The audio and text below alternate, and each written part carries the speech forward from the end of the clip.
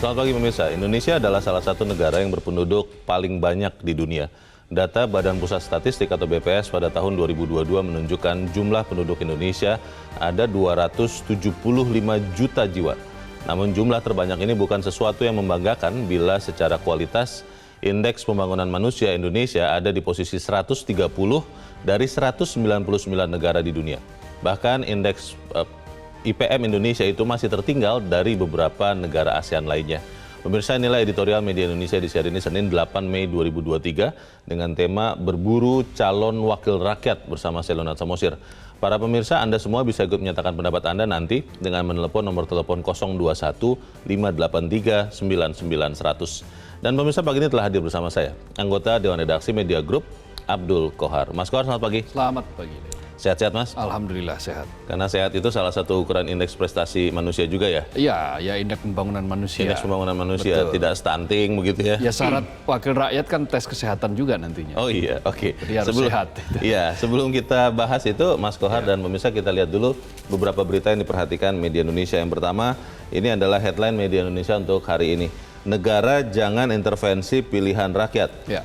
Ini maksudnya siapa yang mengintervensi siapa dan kenapa ini dikatakan ini di dalam headline kita ini? Iya, ini adalah pidato dari Anies Baswedan, baca pres dari Koalisi Perubahan dan Persatuan, yang menyatakan bahwa sebaiknya itu pemerintah, negara itu tidak ikut menentukan apa yang mestinya menjadi daulat rakyat. Apa itu daulat rakyat? Demokrasi kita, pemilu itu adalah kedaulatan di tangan rakyat. Yeah. Di situ dikatakan kekuasaan itu tidak akan kemana-mana.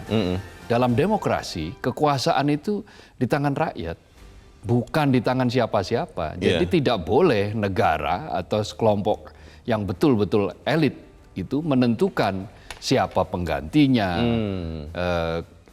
harus seperti apa, dan apakah kekuasaan ini terus atau tidak, dan seterusnya. Jadi bukan mereka yang menentukan, tetapi rakyatlah yang menentukan. Karena kekuasaan itu sesungguhnya tidak kemana-mana. Kalau alasannya, kan kita dengar sendiri ya Mas Kohar, bahwa pihak yang dianggap intervensi ini kan mengatakan, mohon dipahami loh, kami ini, saya ini juga politisi, kan pernah dikatakan begitu tuh? Ya, itu bagaimana, Mas? Betul.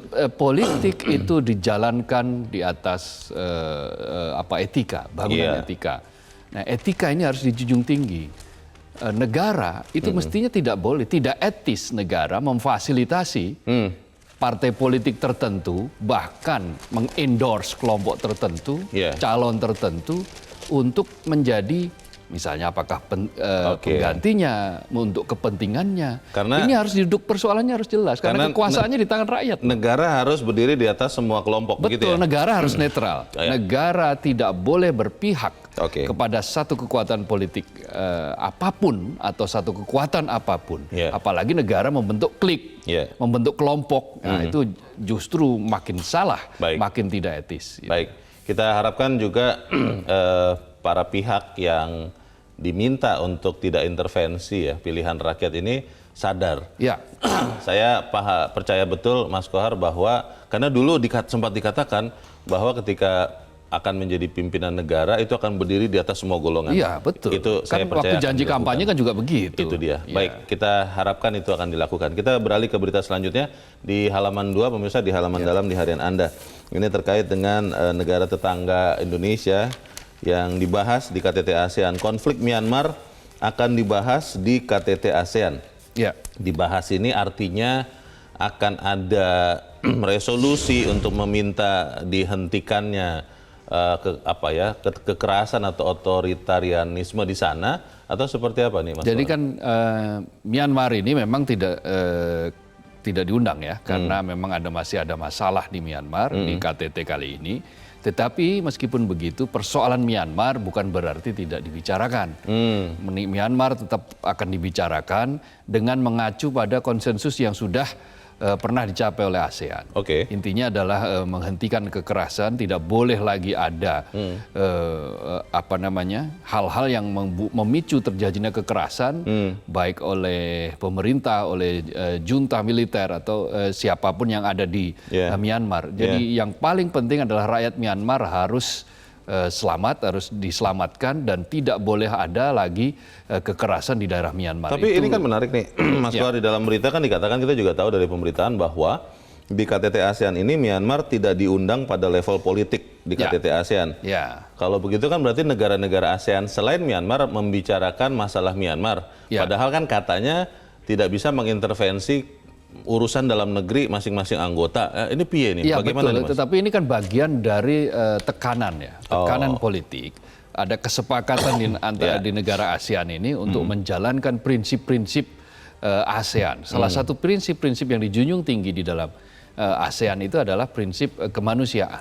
Nah, prinsip kemanusiaan inilah yang tidak boleh dilecehkan oleh siapapun. Hak asasi manusia harus dijalankan oleh negara di tiap-tiap negara ASEAN, dan ini yang harus menjadi atensi utama. Itulah kenapa kemudian Myanmar ada tekanan, biarkanlah yang menekan Myanmar itu negara-negara yang tergabung di dalam ASEAN. Jadi itu bukan intervensi negara anggota ASEAN yang lain kepada Myanmar ya? Bukan. Ini bukan dalam bentuk intervensi, tetapi ini adalah untuk menyelamatkan kemanusiaan. Kemanusiaan adalah salah satu hukum tertinggi ya. Jadi ingat waktu zaman COVID, Mas Kohar, hukum Salus tertinggi. Populi Prima Lex Esto, keselamatan masyarakat adalah hukum tertinggi. Hukum tertinggi. Ini harusnya juga berlaku. Kita harapkan nanti KTT ASEAN menghasilkan keputusan yang jelas signifikan soal Myanmar. Kita ke berita selanjutnya, masih di halaman 2 pemirsa.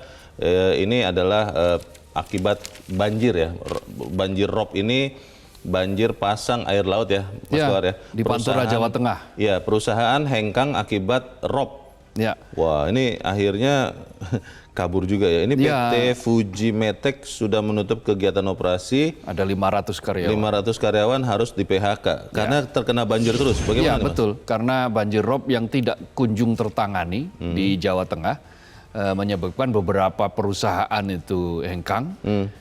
Dari wilayah Pantura, Tanjung Mas nih ya, di Semarang nih, Tanjung Mas, di kawasan Mas. Industri di dekat pelabuhan Tanjung Mas, karena memang begitu rob itu datang, maka di situ mobilitas terhambat, macet luar biasa. Meskipun naik perahu begitu nggak bisa ya? Betul, susah. Karena memang yang dibawa kan barang yang tonasenya pasti besar. Jadi transportnya diubah ke perahu semua, Mas Kohar, tidak bisa ya? Kalau perahunya dangkal ya, itu rob itu kan rata-rata setengah meter. Tidak bisa truk tronton menjadi perahu tronton gitu, tidak bisa ya? Tidak bisa. Karena itu cara menanganinya harus betul-betul menggunakan penanganan yang tepat, efisien, efektif. Kalau terus-menerus dibiarkan seperti itu, banjir rob terus-menerus terjadi, kemudian kemacetan luar biasa tidak tertangani, jalan juga rusak, ya kan?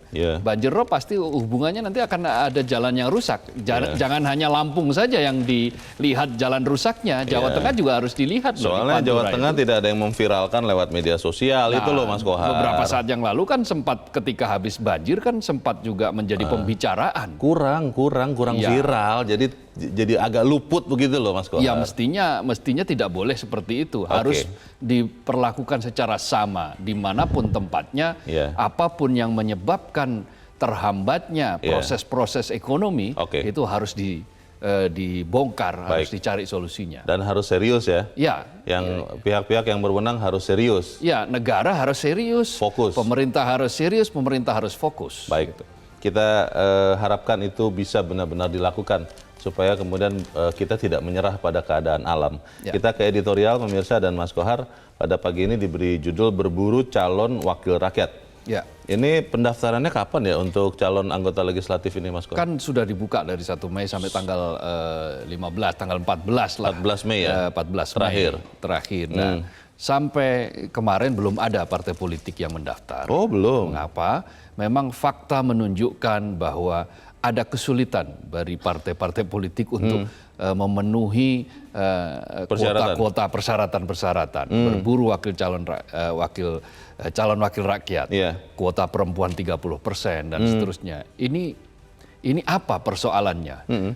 Berbagai laporan menunjukkan bahwa gugatan terhadap sistem pemilu, digantungnya sistem pemilu sampai saat ini menjadi sebab utama. Proporsional terbuka tertutup itu? Betul, itu menjadi sebab utama. Oh, Kenapa? belum putus ya?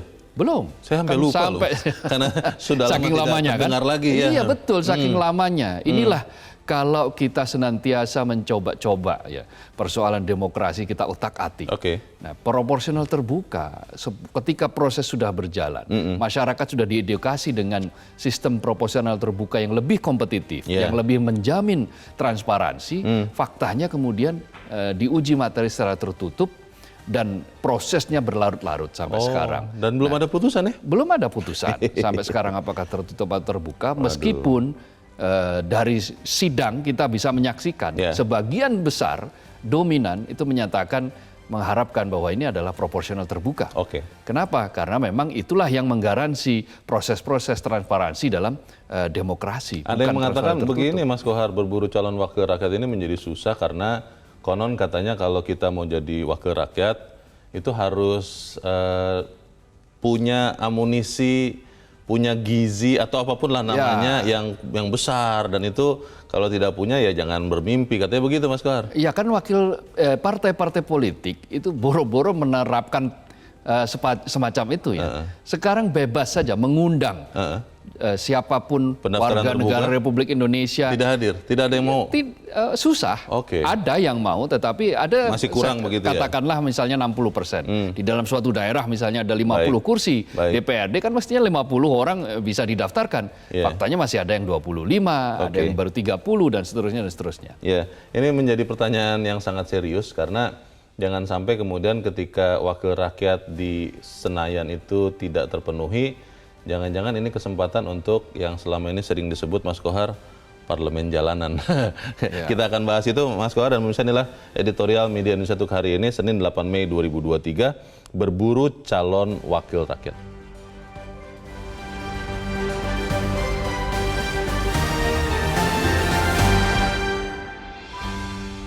Berburu calon wakil rakyat.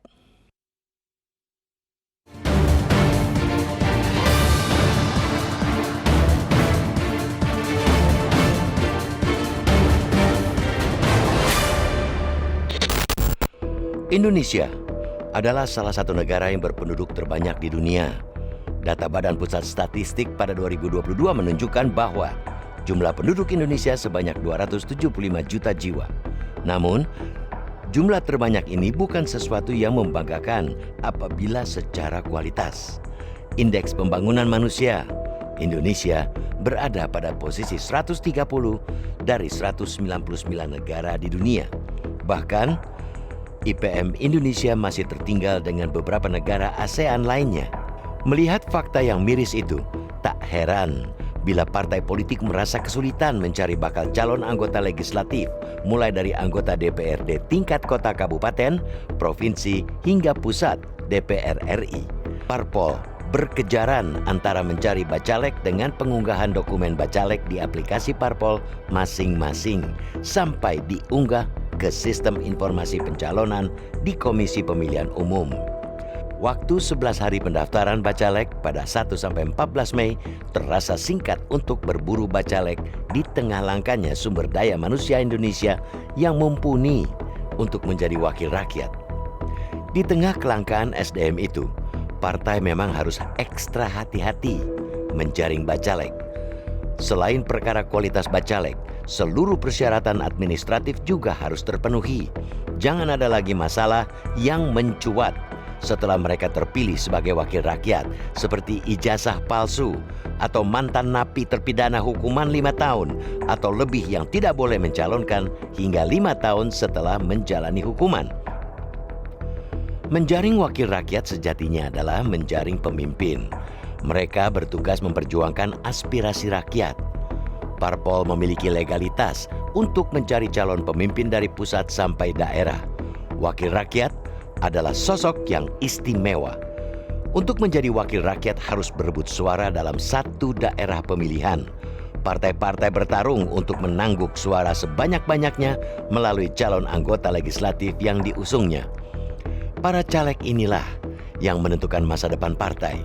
Bila caleg-calegnya melempem alias tidak kuat untuk mendongkrak suara partai, maka partai akan terlempar dari gelanggang electoral threshold atau ambang batas perolehan kursi partai sebagai syarat mengikuti pemilu berikutnya. Namun demikian, caleg yang sekadar kuat untuk meraih suara karena ketenarannya sebagai publik figur atau tajir melintir, namun dari sisi kualitas amburadul, maka akan menjadi bumerang juga untuk partai. Sang caleg terpilih tidak bisa bekerja alias hanya bisa 3D, duduk, diam, dengkur. Bahkan yang lebih menyakitkan, wakil rakyat itu malah jadi maklar anggaran atau proyek pemerintah. Anggota DPR terpilih akan menentukan nasib bangsa ini karena mereka memiliki fungsi legislasi, anggaran, dan pengawasan. Keren bukan fungsi DPR? Meski keren fungsi DPR, apatisme masyarakat untuk menjadi bacalek juga menguat. Hal ini sejalan dengan hasil survei sejumlah lembaga yang menyebutkan tingkat kepercayaan publik terhadap parpol dan DPR rendah. Parpol jangan main-main menjaring bacalek, apalagi sekadar memenuhi kuota 100% dari tahap awal penjaringan atau pemenuhan keterwakilan kuota perempuan 30%. Pembobotan dan scoring dalam menentukan bacalek harus dilakukan. Meski sistem proporsional terbuka masih diberlakukan, masih terdengar sayup-sayup mahar politik untuk menentukan nomor urut bacalek. Kita setuju, sangat setuju dengan penyanyi Iwan Fals. Sampai kapanpun bahwa wakil rakyat adalah kumpulan orang-orang hebat, bukan kumpulan orang-orang dekat, apalagi sanak famili.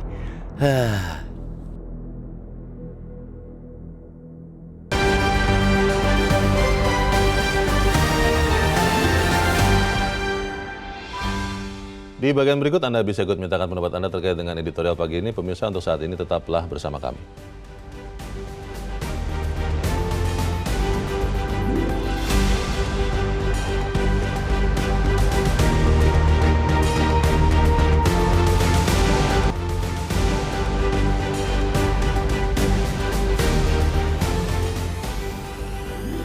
Terima kasih pemirsa, Anda masih bersama kami di Editorial Media Indonesia, dan saat ini kita, Mas Kohar, sebelum kita berbincang, kita mau bertanya dulu.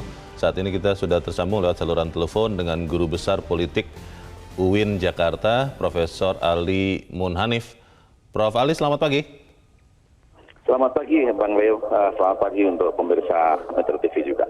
Ya, Prof. Ali, beberapa waktu ini kan sudah mulai dibuka ya pendaftaran calon anggota legislatif. Tapi belum ada tuh partai yang mendaftarkan, konon katanya karena masih belum jelasnya sistem pemilu yang akan dipakai di Februari 2024 mendatang. Apakah proporsional terbuka tetap seperti sekarang atau menjadi tertutup? Banyak orang yang katanya akhirnya enggan untuk mulai mencalonkan diri atau melamar menjadi calon anggota legislatif karena merasa tidak dekat dengan pucuk pimpinan partai, karena yang nanti menentukan siapa yang dapat nomor urut 1, 2, 3 nomor jadi itu kan pimpinan partai. Apa benar demikian atau seperti apa kalau Anda lihat, Prof. Ali? Memang mungkin salah satu alasannya ya itu ya. Jadi kita ini betul-betul menjalani pemilu 2024 dengan penuh ironi ya. Ironi karena sementara masa-masa pendaftaran sudah dimulai, tetapi sistem pemilu semacam apa yang akan kita laksanakan sampai sekarang belum putus final gitu. Jadi disitulah saya kira menjadi jebakan ya, akan bisa dirasakan sebagai jebakan bagi para politisi atau juga partai politik yang mungkin saja mengharapkan salah satu sistem pemilu yang dilaksanakan itu akan lebih jelas gitu. Jadi kalau begitu, kalau Pak Ali, partai masih belum putus untuk bisa mencalonkan calon anggota legislatifnya untuk bertarung di pemilu di nanti, dan dengan sendirinya itu sangat disalkan oleh publik kita. Nah, tapi lebih luas daripada itu tadi adalah bahwa semakin terlihat bahwa partai-partai memang tidak siap. Setiap kali ada pemilu digelar, partai-partai tidak siap untuk mencalonkan kader-kader terbaiknya dengan mekanisme pemilihan calon yang terukur, objektif, kemudian sesuai dengan track record yang mereka miliki dan seterusnya. Nah, disitulah saya kira partai-partai juga akan menghadapi persoalan dalam hal siapa yang bisa kita Prof. Ali, Anda dengar saya, Pak? Masuk ke dalam parlemen dalam pemilu ini. Di situ Prof. Ali, meningginya politik uang pada 2-3 kali pemilu terakhir ini semakin menjadikan partai juga. Terima kasih Profesor Ali Munhanif, Guru Besar Politik UIN Jakarta, untuk pandangan dari Anda. Selamat pagi. Ada sedikit gangguan komunikasi tadi, tapi kalau melihat kenyataan ini, Mas Kohar, singkat saja sebelum kita jeda, apa kunci supaya kemudian partai-partai bisa mendapat calon anggota legislatif segera? Yang berkualitas tentu saja agak menjadi kerepotan ketika tadi dikatakan oleh Prof. Ali juga, karena memang banyak ironi. Salah satunya adalah sistem yang belum dilakukan. Karena itu yang paling penting adalah MK harus segera memutus ini. Mahkamah Konstitusi. Mahkamah Konstitusi soal sistem proporsional tadi itu. Betul, dan diharapkan yang diputuskan adalah proporsional terbuka. Kenapa? Akan terjadi implikasi yang sangat serius apabila ternyata nanti yang diputuskan adalah sebaliknya atau tertutup. Mengapa? Karena ini akan membongkar semuanya dan akan membuat masalah dari mulai pusat sampai daerah. Dan itu keputusan yang sangat tidak bijak. Kalau kita menginginkan bahwa demokrasi ini berlangsung lancar, prosesnya bisa dilakukan tepat waktu dan harus periodisasi ya. Salah satu prinsip dalam demokrasi itu adalah ada pemilu yang digelar secara periodik. 5 tahun sekali. Nah, 5 tahun sekalinya kapan? Februari nanti 2024. Karena itu sudah keputusan bersama. Itu sudah keputusan bersama. Jadi jangan ditunda-tunda lagi. Dan satu syarat untuk itu adalah ya jalankan seperti yang sekarang, yaitu sistem proporsional terbuka. Dan kalau mau melakukan evaluasi, bukan sekarang saat yang tepat sebetulnya. Adalah pada beberapa 5 tahun yang akan datang kita akan melihat itu. Tapi kan katanya kalau lembaga peradilan termasuk Mahkamah Konstitusi itu kan katanya independen, Mas Kohar. Tidak bisa diintervensi, tidak bisa dipengaruhi. Lalu bagaimana kita bisa melihat MK ini benar-benar memutus tepat pada waktunya, karena kan ini berkejaran dengan waktu ya. Ini proses pendaftaran caleg saja sudah mulai, nanti pendaftaran capres juga. Nah, ini bagaimana? Ya, jadi intervensi apa yang paling tepat adalah ketika kita memutus persoalan-persoalan yang terkait dengan demokrasi, maka publiklah yang harus menjadi perhatian utama. Suara rakyat. Suara rakyatlah yang menjadi perhatian utama. Apa indikatornya? 8 dari 9 partai politik di parlemen menyatakan setuju dengan proporsional terbuka. Hanya 1 yang menolak itu, yang mengajukan keberatan itu kan sistem proporsional tertutup. Itu pun terakhir menyatakan siap juga kalau tetap proporsional terbuka. Sudah ada pesan seperti itu. Dinyatakan seperti itu. Artinya apa? Artinya kan sebetulnya ini 90% rakyat menghendaki, 80% lebih lah, itu menghendaki bahwa sistem proporsional terbuka tetap dijalankan. Kita harus jeda dahulu, Mas Kohar, dan kita akan lanjutkan selepas jeda. Pemirsa, tetaplah bersama kami, Editorial Media Indonesia kembali seusai Headline News pukul 7 waktu Indonesia Barat.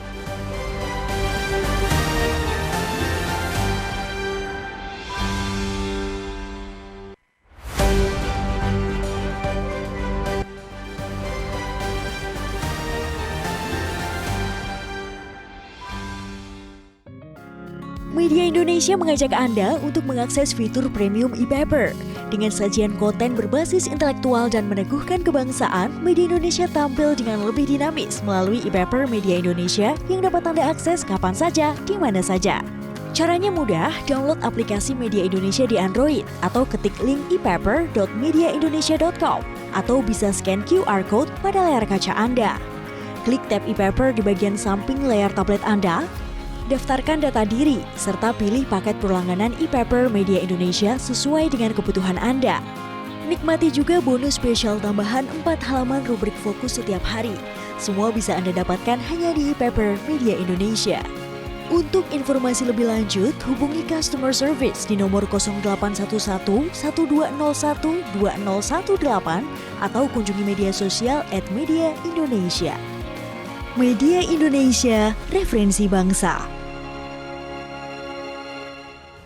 Terima kasih Anda masih bersama kami di Editorial Media Indonesia, pemirsa, dan saat ini kita akan mendengarkan Mas Kohar pendapat dari pemirsa Metro TV terkait dengan editorial kita pagi ini. Yang pertama, kita akan mendengarkan pendapat Pak John Veto di Batam, Kepulauan Riau. Pak John, selamat pagi. Selamat pagi, Bung Leo. Selamat pagi, Mas Kohar ya. Ya, silakan Pak John. Selalu. Ini salam sehat selalu. Ya, silakan Pak. Ini sangat menyentuh nih yang dibedah oleh editorial. Berburu calon wakil rakyat. Jadi begini, kalau saya agak kurang setuju dengan apa tadi indeks prestasi kepintaran orang kita itu sumber daya manusianya kurang. Bukan itu masalahnya sebenarnya, Bung Leo, Bung Kohar. Ya. Ini masalahnya sebenarnya adanya di pemerintah, di kekuasaan. Kenapa? Kita dah tinggal berapa bulan lagi, dari hitungan harinya dah tinggal 10 bulan nggak sampai lagi.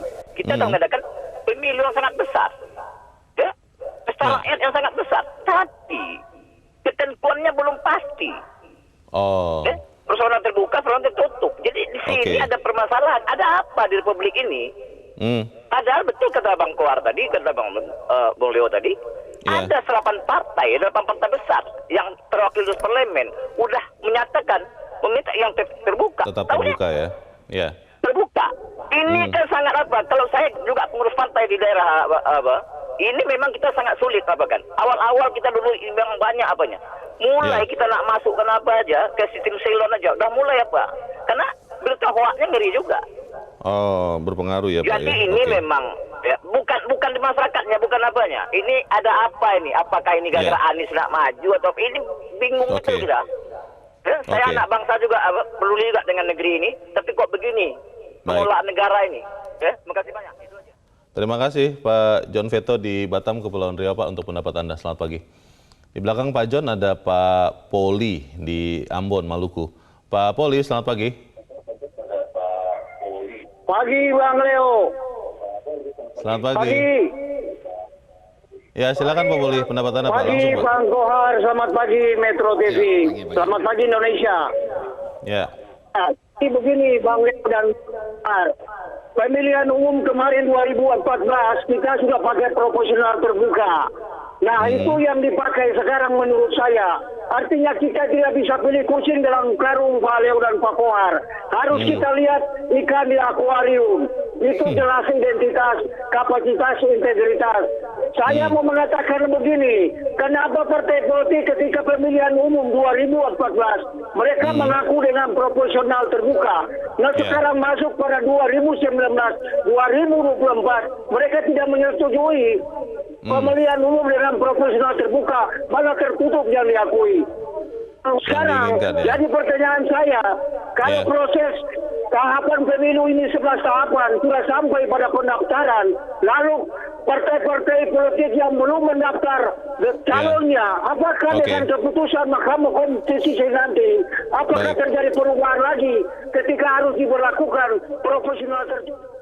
Baik, jadi tinggal tunggu keputusan MK ya. Kita sudah menangkap maksud Anda. Terima kasih Pak Poli di Ambon, Maluku untuk pendapat Anda. Selamat pagi. Di belakang Pak Poli ada Pak Ramadan di Jambi. Pak Ramadan, selamat pagi. Selamat pagi Pak Leo dan Pak Kohar. Assalamualaikum warahmatullahi wabarakatuh. Waalaikumsalam warahmatullahi wabarakatuh. Silakan Pak Ramadan, pendapat Anda Pak. Berburu calon wakil rakyat nih. Calon wakil rakyat. Pertanyaan berikutnya bagi saya Pak Leo, Pak Kohar, yang berburu ini siapa? Apakah rakyatnya atau partai politiknya atau negara yang berburu? Yang kita buru itu adalah anggota legislatif yang akan duduk di mewakili rakyat nanti. Persoalan besar saya itu Pak Leo dan Pak Kohar yang tidak menjadi rahasia umum lagi di masyarakat akar rumput adalah money politik. Orang sebebas money politik. Jadi pilih saya bayar gitu, tidak tertutup lagi Pak Leo, terbuka aja itu. Tidak ada yang mengawasi dan tidak ada yang menegur dan tidak ada yang menyapa. Dan seolah-olah money politik itu sebuah prestasi seorang caleg itu.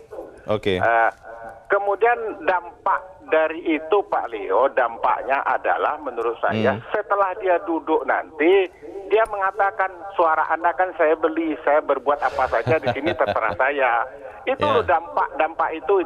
Dampak yang lainnya, rakyat merasa negara ini tidak berdaya menghadapi itu. Jadi membuat aturan panwas di mana-mana, di desa pun ada, kecamatan pun ada, kabupaten, tapi itu tidak berdaya. Sampai hari ini tidak satupun anggota atau partai politik yang dihukum oleh panwas. Padahal itu merajalela di bawah. Jadi seolah-olah politik uang ya. Terima kasih Pak Ramadan di Jambi untuk pendapat Anda Pak. Selamat pagi. Tiga pemirsa ini, Mas Kohar memotret dengan tegas ya. Tadi Pak Poli dan juga Pak John Veto meminta MK untuk segera memutus sistem proporsional terbuka yang dipakai. Dan kalau Pak Ramadan tadi menyoroti soal politik uang yang sampai sekarang tidak ada kita lihat yang dikasih sanksi. Bagaimana Mas Kohar? Iya, jadi begini, prinsip dalam demokrasi itu yang paling besar adalah penentuan ada di tangan rakyat. Rakyatlah yang menentukan. Nah, supaya rakyat itu punya pilihan yang lebih terbuka, maka tadi melihat rekam jejak, menelisik ya rekam jejak para calon-calon bakal calonnya. Itu hanya bisa dilakukan apabila sistem pemilu dilakukan secara terbuka. Kenapa? Karena dari situlah orang per orang itu akan diuji. Di daerah pemilihan 1 misalnya, atau daerah pemilihan 7, daerah pemilihan yang lain. Itu ketika misalnya di situ orang akan melihat dengan sistem proporsional terbuka, seperti pengamat Ray Rangkuti mengatakan misalnya silonnya bisa diakses. Itu masyarakat akan lebih mudah untuk mengenali siapa dia, siapa calonnya. Nah, dengan mengenali itu bagaimana rekam jejaknya, kurikulum vitae-nya seperti apa. Dalam prinsip-prinsip seperti itulah maka disebutkan tidak membeli kucing dalam karung, melihat ikan di dalam akuarium kan begitu. Jadi lebih transparan, lebih jelas, lebih terbuka. Dengan begitu demokrasi itu lebih bisa dipertanggungjawabkan, akuntabilitasnya terjaga. Kalau sistem proporsional tertutup, maka ya siapapun pokoknya yang penting ditaruh di nomor 1 ya dia akan terpilih kan kira-kira seperti itu. Nah, itu adalah cara lama yang sudah pernah kita lakukan. Memang tidak ada yang bisa menggaransi bahwa sistem proporsional terbuka tidak ada kekurangan. Memang banyak kekurangan, tetapi penyempurnaan dari kekurangan itulah yang harus dilakukan. Misalnya tadi politik uang yang kerap disebut-sebut terjadi ketika sistem proporsional terbuka. Siapa bilang hanya sistem proporsional terbuka yang potensi terjadi politik uang? Tertutup pun juga. Malah mungkin begini Mas. Transaksinya beda. Begitu loh. Lebih terkumpul. Lebih teratur. Transaksinya dengan partai politik, dengan pimpinan partai politik, dengan elit partai politik. Rakyat malah ya tinggal terima jadi saja. Oligarki lagi tuh ya? Betul, oligarki lagi. Dan itulah yang sebetulnya mesti dibongkar oleh demokrasi. Demokrasi itu prinsipnya adalah keterbukaan. Dengan rakyatlah yang memiliki daulat, rakyatlah yang harus menjadi sumbu utama dari proses demokrasi yang menentukan, yang memiliki kekuasaan. Pendaftaran calon anggota legislatif sampai tanggal berapa? Tanggal 15. 15 Mei. Ya, 15 Mei dibuka 15 Mei, tetapi prinsipnya sebetulnya tanggal 14 ya. Tanggal 14 itu harus sudah tuntas. Sudah tuntas. Dan tanggal 14 itu dinyatakan sampai malam menjelang tanggal 15. Kalau sampai tanggal 14 atau 15 itu MK tidak juga memutus. Ini kan kita tidak tahu ya kapan MK memutus. Ini kalau kemudian ternyata sekian partai yang sudah sah menjadi peserta pemilu 2024 tidak bisa memenuhi persyaratan-persyaratan tadi, ada kuota 30% perempuan ya. Lalu ada beberapa hal yang lain, itu bagaimana nasib pemilu kita nih? Dua hal yang berbeda. Jadi sistem tertutup pun juga kuota perempuan tetap harus dalam daftar ya, daftar bacalek tetap harus ada 30%. Tapi karena ketidakjelasan sistem proporsional kan akhirnya membuat banyak orang enggan mendaftarkan dirinya. Nah, kalau itu kemudian tetap terjadi sampai batas waktu pendaftaran, paling tidak setiap partai politik itu di dalam setiap dapil harus punya calon kuota di situ, di tempat itu, tidak boleh kosong. Nah, itu yang menjadi tantangan partai politik saat ini. Tetapi setiap sampai tanggal 14 apabila ternyata belum ada putusan dari Mahkamah Konstitusi, ya dijalankan undang-undang yang lama. Undang-undang yang sekarang masih eksis, yang masih tetap ada, yaitu apa? Sistem proporsional terbuka. Jalankan itu terus, dan itu Itulah yang konstitusional seperti itu. Sebelum ada keputusan apapun dari Mahkamah Konstitusi, ya harus tetap menjalankan konstitusi yang ada. Jadi sebenarnya begini Mas Kohar, kalau saya berpikir artinya orang-orang yang memang layak untuk menjadi anggota legislatif itu tetap memegang prinsip ini supaya kemudian mereka juga mau dicalonkan atau masuk ke dalam daftar calon. Apapun yang diputuskan MK, kan konon katanya karena mereka menantikan nih. Nanti kalau MK tiba-tiba mengatakan, oh proporsional tertutup, sementara dia merasa saya tidak dekat dengan pimpinan partai, ya repot kan? Bagaimana Mas? Ya kan sampai nanti tanggal 14 itu paling tidak nama-nama itu kan sudah disetor ke partai politik. Partai politik apapun sistemnya, tanggal 14 kan tetap harus daftar. Sampai di penghujung jam tanggal 14 itu tetap harus daftar. Nah pada titik itu daftar sudah tersedia. Perkara nanti misalnya ada perubahan format kan ada waktunya sendiri. DCS ada namanya DCS perbaikan di bulan Juni-Juli nanti. Nah di situ ada perbaikan. Nah proses perbaikan masih memungkinkan untuk terjadinya penggantian misalnya. Nah itu kelonggaran yang diberikan oleh peraturan di KPU. Tetapi paling prinsip utama adalah ketika kita ingin mendapatkan wakil rakyat yang berkualitas saat ini, maka prosesnya harus berlangsung secara terbuka, transparan. Sistemnya pun harus berlangsung secara terbuka. Apabila katakanlah misalnya ada dugaan politik uang, maka kita sudah punya kok alatnya. Ada Badan Pengawas Pemilu. Nah Bawaslu harus punya taring. Selama ini kan dia punya taring, tetapi apakah taring itu digunakan secara maksimal atau belum? Ini di sini persoalannya yang harus kita bicarakan. Kalau dia sudah punya taring, gunakan taring itu dengan maksimal. Kalau memang harus diberi sanksi, berikan sanksi. Nah, hal-hal semacam ini hanya proses penegakan hukum saja. Nah, itu memang problem memang selama ini menjadi persoalan di kita, bukan hanya di kepemiluan, di tempat yang di bidang yang lain pun penegakan hukum kan juga masih bermasalah. Mas Kohar, yang saya dengar ini namanya rumor ya. Karena susahnya orang yang mau masuk ke dalam calon anggota legislatif, akhirnya dimasuk-masukkan saja supaya daftar itu lengkap, termasuk tadi kondisi minimal proporsional 30% untuk wanita. Dengan nama-nama orang yang sebenarnya tidak layak menjadi wakil rakyat. Nah ini kalau kemudian asal lengkap pendaftarannya saja, artinya kan kita rakyat bisa jadi diwakili oleh orang-orang yang tidak layak. Ini bagaimana kita bahas di bagian berikut, Mas Kohar, dan bisa tetap bersama kami, Editorial Media Indonesia. Segera kembali.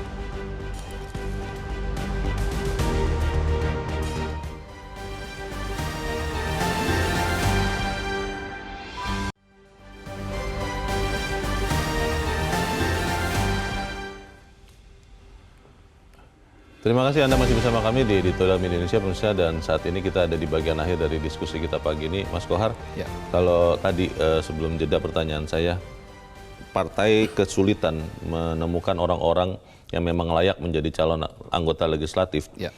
Lalu yang terpenuhi adalah akhirnya asal penuh saja. Yang penting memenuhi syarat-syarat dari KPU, standar. Dan mereka bukan orang-orang terbaik bangsa ini yang bisa mewakili kita sebagai rakyat. Akhirnya ujung-ujungnya kan kita hanya akan melihat jangan-jangan tontonan yang tadi sudah sempat disebutkan di paket pengantar awal editorial kita, bahwa wakil rakyat itu memang tidak layak mewakili rakyatnya. Bagaimana Mas? Ya karena itulah maka proporsional terbuka harus dikembangkan. Kenapa? Supaya calon-calon itu bisa diuji. Dikembangkan dan dipastikan dulu ya? Dipastikan dulu bahwa itu akan menggunakan dipakai itu. Supaya rakyat itu bisa menguji, bisa melihat rekam jejak mereka, bisa berdialog langsung dengan calon-calon itu, dan bisa mengerti apa sih sebetulnya isi gagasan dari orang tersebut, calon tersebut. Nah satu itu. Kedua, partai politik itu punya mekanisme. Mereka melakukan, ada yang namanya bimbingan, ada yang melakukan proses bagaimana kursus-kursus pendidikan kepada caleg, para kader-kadernya. Nah, dengan begitu maka fungsi-fungsi yang tadi diharapkan rekrutmen politik menuju DPR wakil rakyat yang berkualitas itu bisa digaransi gitu. Meskipun tentu ini bukan pekerjaan yang mudah, ini pekerjaan yang sangat sulit. Tetapi bukan mustahil untuk dilakukan gitu loh.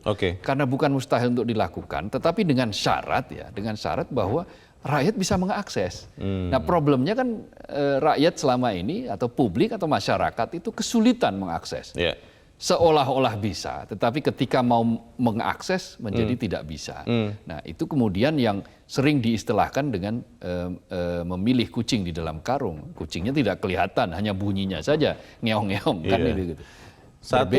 Satu dari 9 partai yang tadinya saya berharap sih kemudian mendengarkan benar-benar suara rakyat ya. Karena kan katanya partai itu partai rakyat begitu ya, bukan partai elit.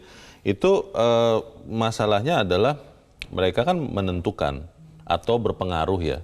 Dan beberapa orang memperkirakan inilah yang menjadi alasan kenapa Mahkamah Konstitusi tidak kunjung memutus. Karena walaupun memang dari sisi jumlah partai, di sisi yang lain ada 8 partai yang sudah setuju dengan terbuka, tapi si satu ini kan juga tidak bisa diabaikan begitu saja, sehingga MK kelihatannya sangat sulit memutus. Kalau sampai nanti pemilu ini berlangsung dan ini tidak putus juga, tahapan pendaftaran caleg ini sudah lewat, Mas.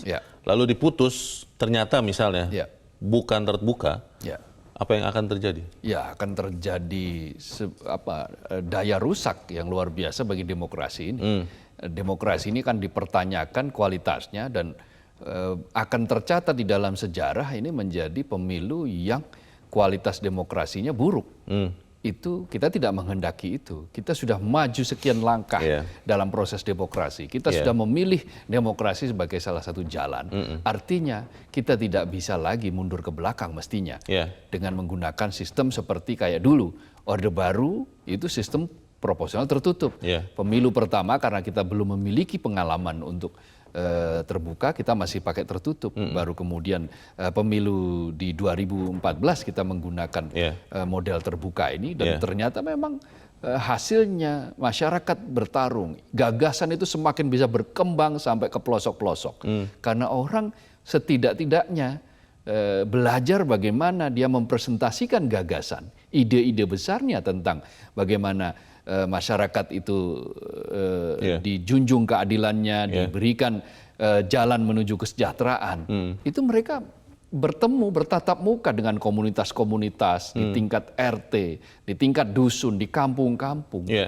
Mustahil itu bisa dilakukan kalau sistem politiknya, sistem pemilunya menggunakan proporsional tertutup. Itu yang mestinya didengarkan oleh hakim, oleh hakim konstitusi, oleh Mahkamah Konstitusi.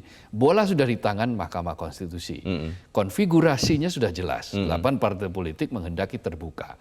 Para ahli yang disampaikan di dalam sidang juga menyatakan kelebihan dari partai dengan sistem proporsional terbuka itu. Nah, karena itu ya tidak bisa dia hanya berada di dalam kotak lalu menutup telinga rapat-rapat karena sudah membawa keputusan bulat-bulat berdasarkan pesanan tertentu. Kalau ada, kan, maka ini harus dicegah. Daya rusak terhadap demokrasi harus dicegah. Semuanya harus duduk kembali pada persoalan bagaimana bangsa ini hendak dibawa. Karena sejelek apapun maka demokrasi masih menjadi pilihan terbaik. Dan politik uang harus kita hindari, termasuk juga pada saat pendaftaran calon wakil rakyat ini ya, Mas Kohar ya? Kalau ada partai yang meminta uang sekian-sekian kepada orang yang mau jadi anggota DPR, itu harus ditolak ya? Ya, mekanismenya adalah jelas untuk apa. Kalau memang itu digunakan sebagai cara, katakanlah, nanti untuk menggerakkan roda partai politik, tiap-tiap partai politik punya kesepakatan. Tapi kalau semacam tiket saja seperti kita menonton film begitu kan, tiketnya saja itu sekian ratus juta begitu? Secara etik itu agak susah dipertanggungjawabkan. Itu salah ya. Tetapi partai politik punya aturan masing-masing dan partai politik punya cara bagaimana melakukan rekrutmen atau menggait anggaran ya, karena bagaimanapun biaya politik kan juga harus disediakan. Nah itu realistis, tetapi apakah angkanya realistis ya tiap-tiap orang punya penilaian. Kita harapkan calon wakil rakyat benar-benar bisa terpenuhi dan bukan sekedar asal ada ya Mas Kohar ya, Ya. tapi benar-benar orang-orang yang berkualitas untuk mewakili kita. Mas Abdul Qahar, terima kasih sudah hadir tempat ini. Selamat Ya, pagi Mas. sama-sama. Terima kasih. Selamat pagi. Pemirsa, meski sistem proporsional terbuka masih diberlakukan, masih terdengar sayup-sayup mahar politik untuk menentukan nomor urut bakal calon anggota legislatif. Kita setuju, sangat setuju dengan penyanyi lawas Iwan Fals. Sampai kapanpun bahwa wakil rakyat adalah kumpulan orang-orang hebat, bukan kumpulan orang-orang dekat, apalagi sanak famili. Saya Leonard Samosir, terima kasih Anda sudah menyimak editorial Media Indonesia untuk pagi ini. Terus jaga kesehatan Anda, terus jaga kejujuran Anda. Selamat pagi, sampai jumpa.